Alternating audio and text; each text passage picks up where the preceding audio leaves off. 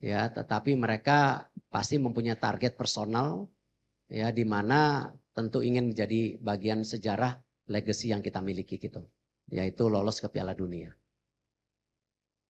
Di interview itu ada permintaan atau jaminan untuk meloloskan Indonesia ke Piala Dunia atau akan bisa menerapkan taktik permainan yang menyerang.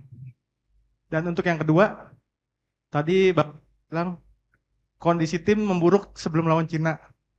Apakah kondisinya tidak membaik Pak sebelum menang lawan Arab? Terima kasih. Ya, kemarin saya mendapat izin dari Bapak Presiden, walaupun gimana kan saya menteri ya, jadi kalau traveling ke luar negeri saya izin, saya mendapat kesempatan 5 hari kemarin ke sebuah negara di Eropa untuk buka warung istilahnya, ya, interview dan lain-lain. Dari tanggal 25 sampai 30. Kesempatan itu yang saya lakukan karena memang dalam menginterview pelatih itu tidak bisa dilakukan melalui video conference karena tidak dapat chemistry-nya. Harus berduduk one on one dan bahkan sebenarnya yang saya tawarkan juga sengaja itu tanggal 25, yaitu hari Natal sebenarnya. Bukan saya tidak menghormati hari besar, cuman itu bagian kita juga mengetes keseriusan dan komitmen. Dan saya mendarat jam 6.10 pagi, jam 10 udah buka warung istilahnya. Ya, dari 3 pelatih ada 1 yang datang. Nah itu yang saya lihat, wah ini poinnya lebih. Gitu, karena walaupun habis interview, dia pulang lagi ke negaranya. Ya, karena hari Natal kita harus hormatin itu. Dan saya juga tidak mau memakan waktu, biasanya interview 2 jam, 2,5 jam cukup saya rasa. Kalau saya bicara detail mengenai dinamika ya saya rasa itu bukan hal yang perlu saya ceritakan detail. Takutnya nanti tadi hubungannya baik-baik kok. Ya saya respect Coach Sintayong, hubungannya baik gitu. Dan sepertinya tadi dilaporkan juga menerima dengan baik. Dinamika itu ada, tapi saya nggak mau bicara detail. Malah nanti menjadi dispute seakan-akan habis manis pah dibuang gitu loh. Ya saya nggak mau dalam itu. Karena apapun yang sudah dilakukan semua baik. Ya, dan saya berprinsip tidak mungkin tim nasional kita sampai sini mau yang putri, yang muda-muda, yang U17, U19, U23 tanpa program ya yang PSSI punya. Tapi PSSI menyadari tanpa pelatih yang baik tidak mungkin punya tim nasional yang baik. Tetapi tanpa kualitas pemain ya mau programnya baik, pelatihnya baik ya nggak jadi apa-apa. Karena pemain menjadi sebuah kualitas yang penting. Ya, Manchester City tanpa Rodri kalah melulu tuh. Ya, cuma 1 Rodri berarti. Nah, artinya apa? Ya memang ketiga balancing antara program, pelatih, dan kualitas pemain ini ya harus punya keseimbangan. Tidak bisa satu dan lainnya yang lebih menonjol gitu. Ya, jadi ini menjadi sebuah satu kesatuan gitu. Tinggal 1 ya. Ya, Mbak, yang cewek dulu tadi.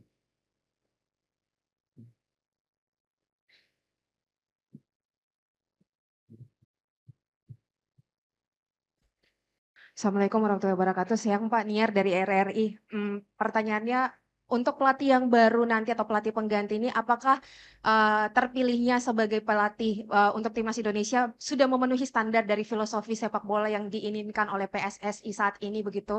Karena kita tahu jargonnya sama ini adalah ingin membawa Garuda mendunia begitu Pak. Kemudian kita tahu juga bahwa selama ini Coach Sintayong tidak hanya memegang timnas senior, tapi beliau juga memegang timnas under 23 yang kita tahu akan beberapa waktu ke depan juga mungkin ada agendanya tertentu. Apakah nanti akan ada pelatih ad interim atau mungkin yang pelatih baru ini juga akan memegang tanggung jawab yang sama begitu? Terima kasih Pak. Coach Indra, Coach Nova juga ditargetkan Garuda mendunia. Kenapa setelah lolos AFC kita targetkan mereka untuk bisa qualified di kejuaraan dunia U17, U20. Nah, nanti memang untuk tim pelatih itu di dalamnya ada komponen pelatih U23. Ya, jadi nanti kalau diumumkan nanti biar aja tanggal 12 itu ada pelatih kepala, ada beberapa asisten dan ada 1 asisten untuk U23. Ya, tetapi mempunyai program yang sama U23 dan senior. Nah, memang kuncinya ketika kita ingin punya filosofi sepak bola seperti Jepang ataupun beberapa negara lain, ya kita perlu waktu. Itulah kenapa diperlukan technical director nanti. Cuman ya memang tidak mudah juga mencari technical director karena memang ya ini perlu pendalaman daripada detail daripada persepakan bola Indonesia. Cuman yang menarik, yang salah satunya saya titipkan bahwa selain target ya saya juga titipkan bahwa filosofi sepak bola ini mesti dibangun dari senior dan U23 dan itu disanggupi tentu dengan waktu-waktu juga perlu support dari banyak pihak tentunya. Para pelatih yang saya interview sudah mengerti targetnya. Dan beberapa juga yang punya nama di dunia sepak bola tidak mungkin bergabung ke sebuah negara hanya sekedar mencari kerjaan. Ya, tetapi mereka pasti mempunyai target personal ya di mana tentu ingin menjadi bagian sejarah legacy yang kita miliki gitu. Yaitu lolos ke Piala Dunia. Terakhir di SCTV. Selamat siang Pak Erik.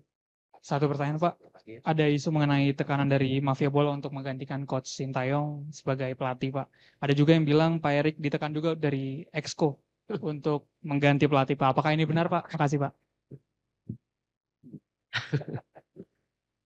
Saya rasa semua tidak benar karena kalian tahu saya ini pemimpin yang tidak bisa ditekan-tekan. Bagaimana PSSI bersama Liga melakukan perbaikan match fixing, itu tekanannya jauh lebih berat gitu. Ya. Tetapi kalau kita lihat Liga 1 sekarang bisa berjalan dengan baik, saya belum dengar. Yang alarm bunyi masih di Liga 2. Ya. Tapi apa yang kita perbaikin di Liga 1 itu ya tentu dengan adanya VAR, dengan ada kepemimpinan pelatih yang juga bisa dipercaya, itu kita lakukan gitu. Nah Liga 2 menyusul tahun depan. Kita juga akan ada sistem VAR. Jadi saya rasa saya bukan tipe pimpinan yang takut ditekan-tekan. Saya percaya apa yang kita jalankan untuk kebaikan semua. Kita kerja lillahi ta'ala. Ya, insya Allah. Ya, saya rasa apa yang kita kerjain sekarang juga tentu semuanya dimudahkan kalau Allah Subhanahu wa taala bisa membantu ini semua gitu. Tapi intinya ya kita harus kerja keras, tidak bisa hanya menerima keadaan dan mengharapkan hasilnya bagus, saya rasa tidak ada. Ya.